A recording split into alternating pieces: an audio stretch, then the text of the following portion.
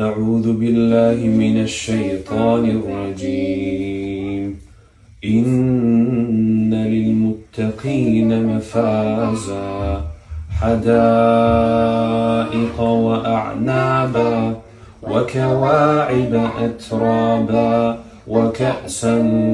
دهاقا لا يسمعون فيها لغوا ولا كذابا من ربك عطاء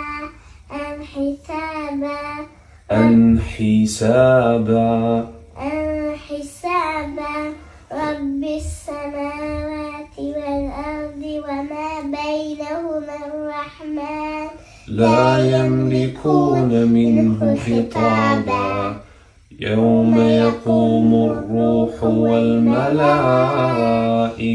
صفا لا يتكلمون إلا من أذن له الرحمن وقال صوابا ذلك اليوم الحق فمن شاء